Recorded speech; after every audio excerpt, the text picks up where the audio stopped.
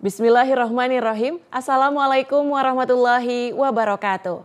Bismillahi walhamdulillah wassalatu wassalamu ala rasulillah wala haula wala quwata illa billah amma ba'du. Senang sekali di pagi hari ini kami kembali hadir dalam program spesial Islam Penuh Cinta, Penyejuk Hati, Penyegar Iman. Tentu bersama saya Tiara Dianti dan saya tidak sendiri, sudah hadir bersama kita Bapak Ustadz Ahmad Haris Riswanto. Assalamualaikum Pak Ustadz. Waalaikumsalam warahmatullahi wabarakatuh. Kabarnya gimana Pak Ustadz? Alhamdulillah baik, sehat. Mbak Tiara gimana? Luar biasa, semangat, harus tetap semangat dalam menjalani hari Pak Ustadz. Apalagi Islam Penuh Cinta hadir untuk menemani pagi hari pemirsa Sinpo TV. Nah tentu di Islam Penuh Cinta kali ini kita akan ngobrol terkait dengan salah satu tema yang menarik juga Pak Ustadz, yaitu metode dakwah dalam Islam.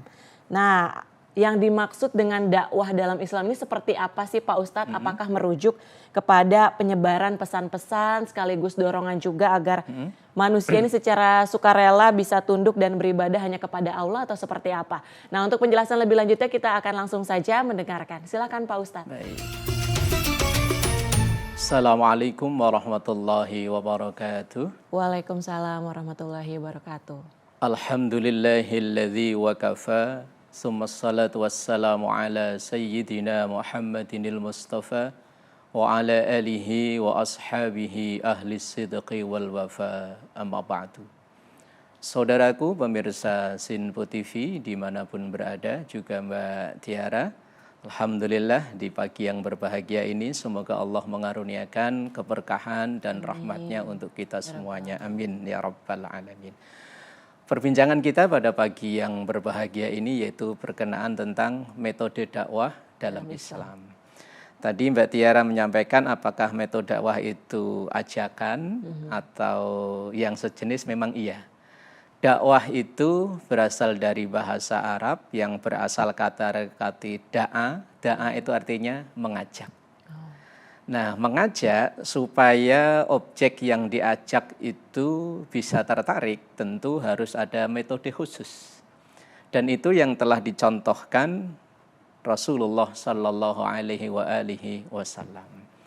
Di dalam Al-Quran disampaikan bahwa ud'u ila sabili rabbika bil hikmati wal mau'izatil hasanati wajadilhum billati hiya ahsan.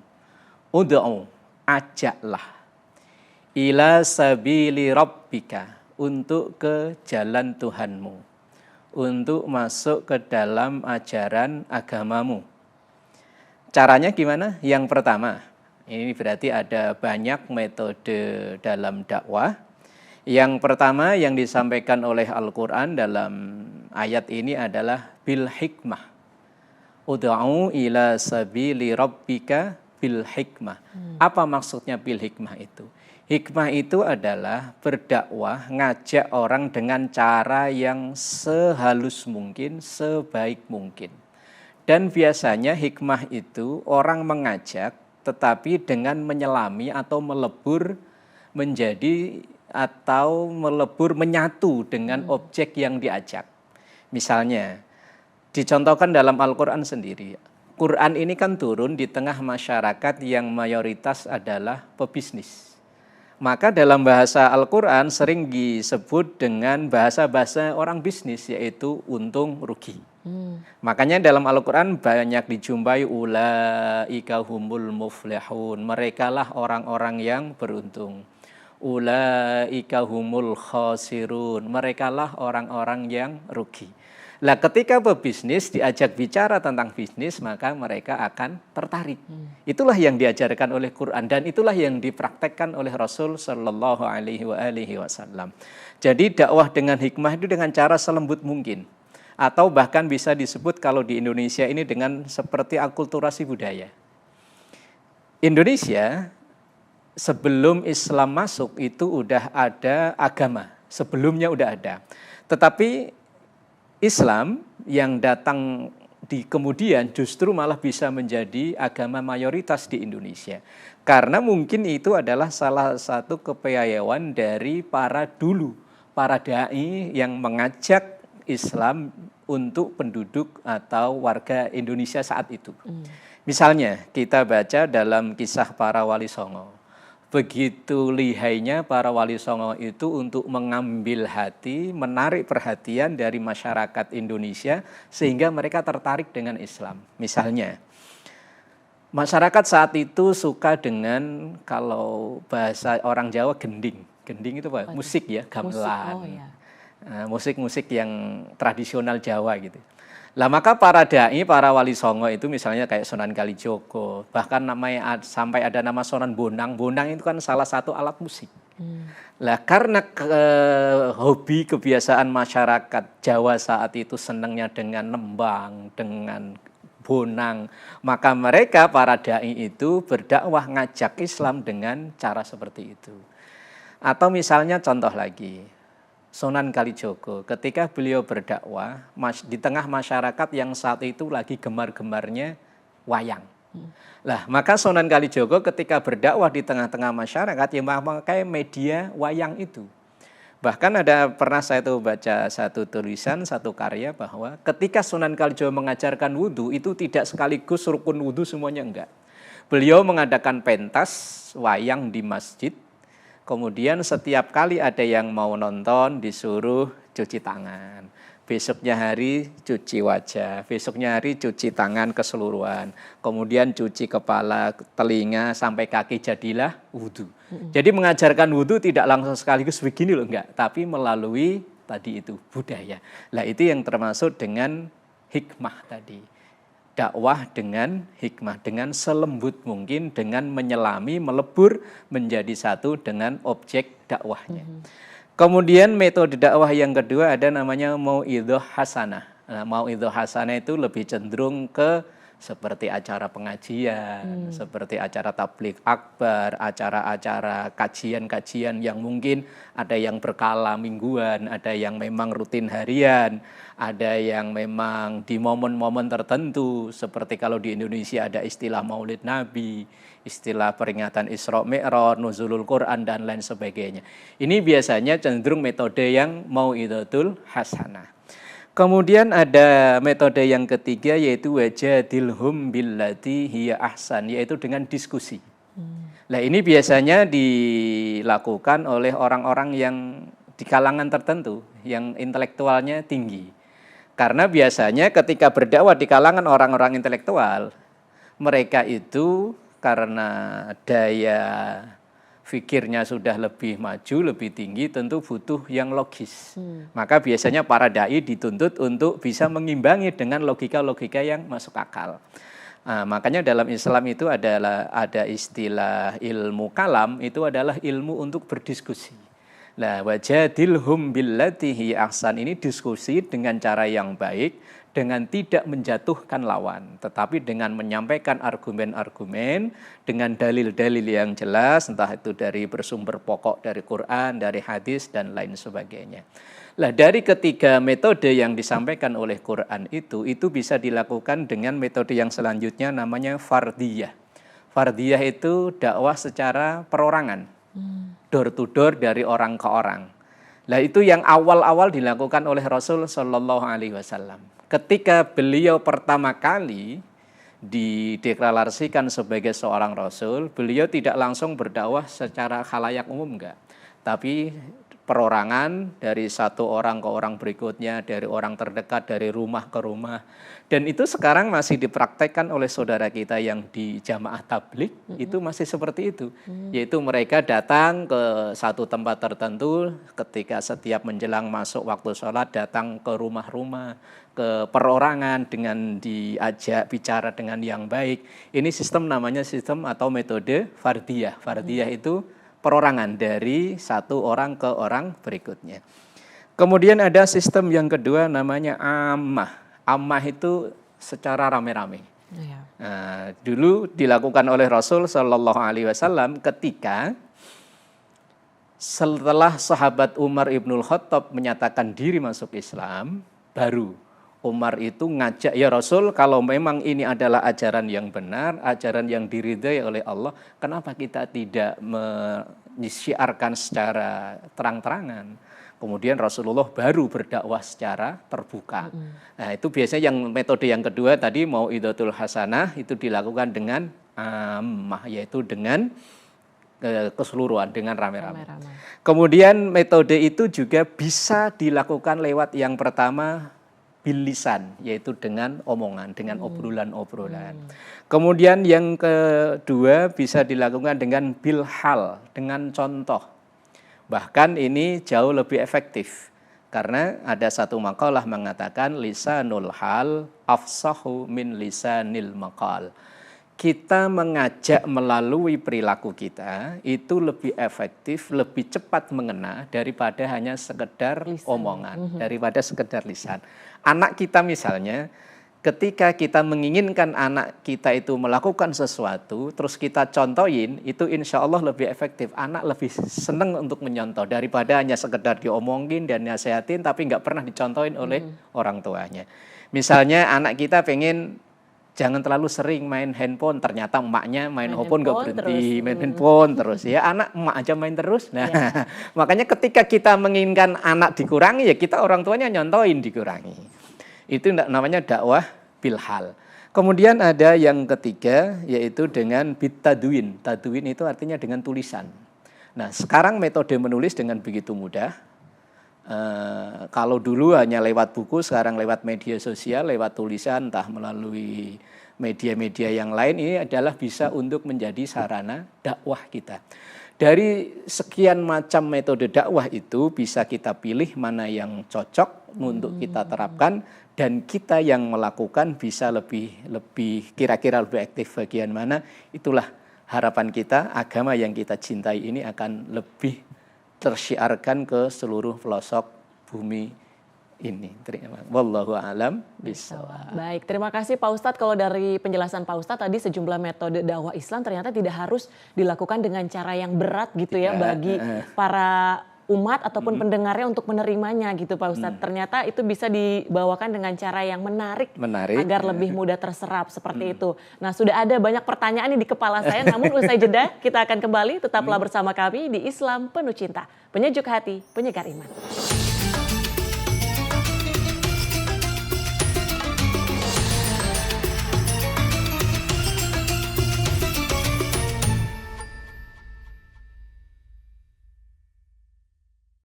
Alhamdulillahirrabbilalamin, Anda kembali menyaksikan Islam Penuh Cinta, penyejuk hati, penyegar iman. Masih membahas terkait dengan metode dakwah dalam Islam. Tadi di segmen awal Pak Ustadz sudah menyebutkan sejumlah metode, mulai dari disampaikan selembut mungkin, kemudian bisa melalui diskusi, bisa melakukan juga door to door perorangan, atau mungkin bahkan bisa juga secara terbuka ataupun ramai-ramai seperti itu. Nah, berarti dengan segala metode yang ada ini, apakah metode dakwah ini Pak Ustadz bisa bersifat adaptif, tergantung dengan sasaran dakwahnya, atau seperti apa sih Pak Ustadz? Baik, saudaraku pemirsa Sinpo TV dimanapun berada, juga Mbak Tiara, memang orang berdakwah itu harus seadaptif mungkin ya. Kita mengadaptasikan dengan lingkungan, tidak bisa dipukul rata. Makanya terkadang ketika berdakwah di satu tempat dengan tempat yang lain, dan sasaran dakwah satu dengan sasaran yang lain, tentu harus dengan metode yang berbeda. Dan kadang ada orang yang sangat adaptif sekali, yaitu orang yang sangat lihai dalam dunia dakwah. Ketika ia sasaran dakwahnya orang-orang yang sudah sepuh, materinya pun disesuaikan untuk kalangan orang yang sepuh.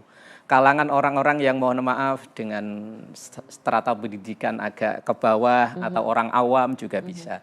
Di kalangan orang yang strata pendidikannya tinggi, ya tentu materi penyampaian beda. Walaupun pokok dasarnya sama, ayat Qur'annya sama, ayat hadisnya sama, tetapi metodenya tentu harus berbeda. Itu pun yang sudah dicontohkan Al-Quran tadi. Dakwah itu kadang dengan hikmah. Hikmah ini biasanya dilakukan di kalangan orang-orang awam. Yang orang-orang awam itu kalau diajak berpikir terlalu tinggi ya tidak kuat.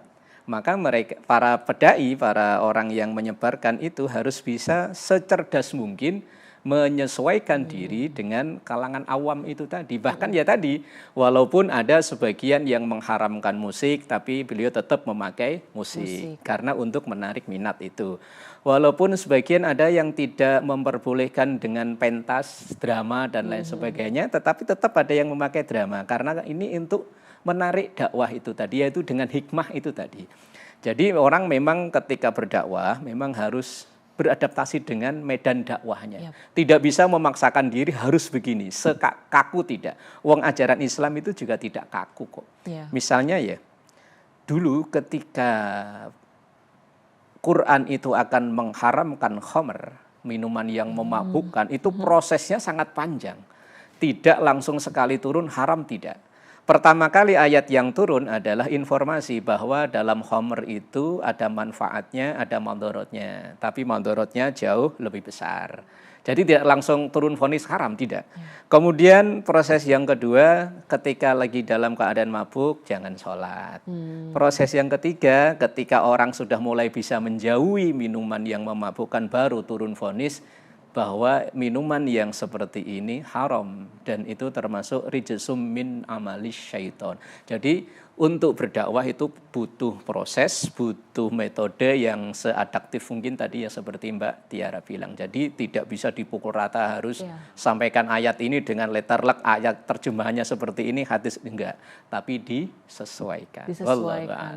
Kalau misalnya saya ingat juga kalau dari masa kecil tuh kayaknya ada ajaran yang lewat lantunan atau lagu, misalnya saat wudhu ya Pak Ustadz, kan ada baca bismillah sambil cuci tangan gitu kan. Maksudnya itu yang kemudian paling diingat gitu Pak Ustadz, bagaimana sih urutannya dalam berwudu seperti itu yang mungkin lebih mudah diterima oleh anak kecil, betul seperti itu, sehingga harapannya tentu lebih mudah diterapkan gitu Pak Ustadz dalam pelaksanaan wudu dan juga ibadah sholatnya kayak gitu Pak Ustadz. Nah kalau misalnya saya gitu ya Pak Ustadz, sebagai orang awam, apakah bisa ikut andil dalam dunia dakwah Pak Ustadz? Sebetulnya siapa saja bisa. Tadi disesuaikan dengan kemampuan kita. Kalau dalam bahasa hadisnya itu begini, khatibun nas ala qadri ukulihim. Ajaklah orang itu disesuaikan dengan daya tingkat pemikirannya.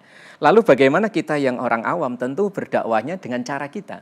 Misalnya Mbak Tiara, cara dakwahnya seperti apa ya? Sebagai seorang muslim dengan memakai pakaian muslimah yang baik, itu pun bagian dari dakwah. Kemudian kita bertutur kata, menyapa teman kerja, rekan kerja dengan baik.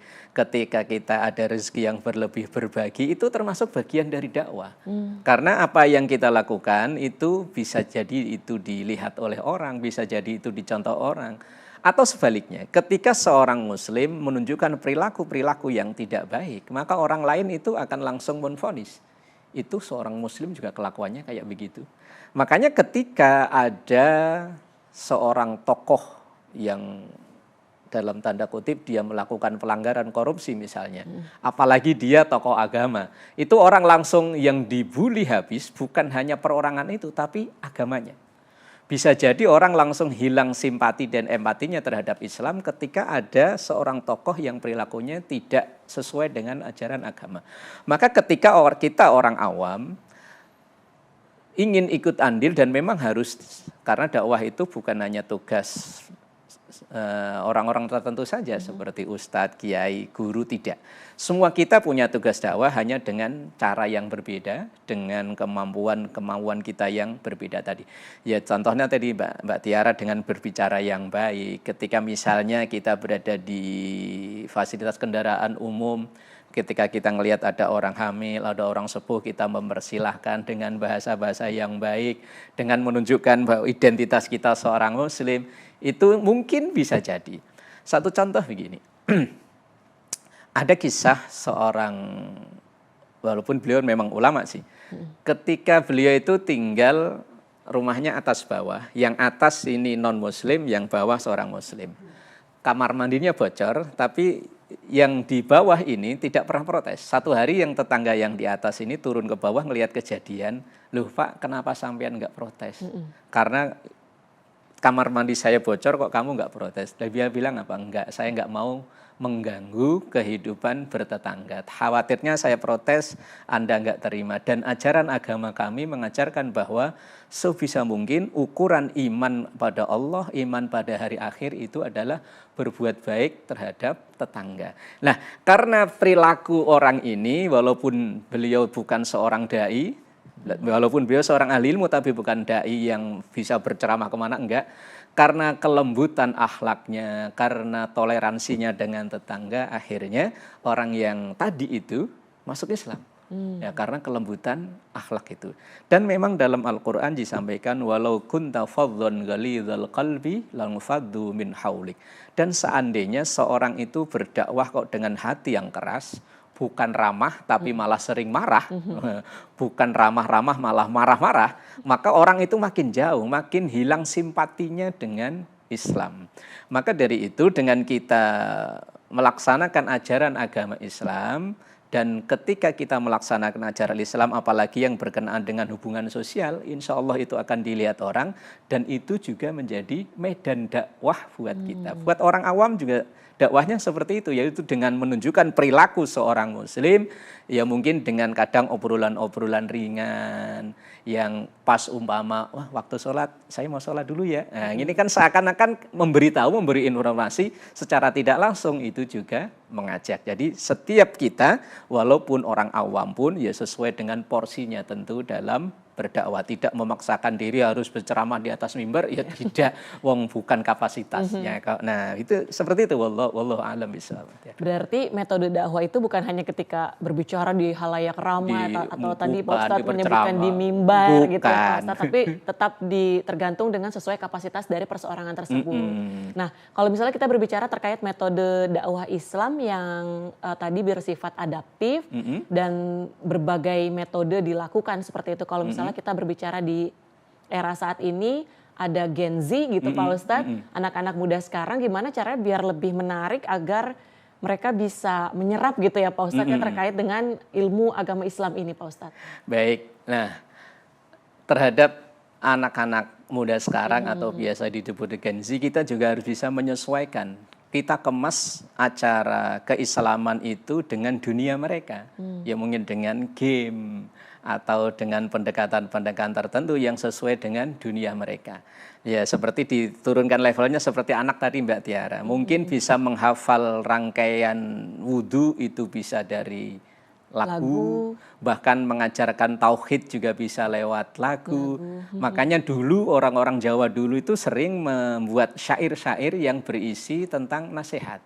Atau bahkan dalam agama kita itu ada yang paling terkenal, itu ada namanya Alfiyah Ibnu Malik.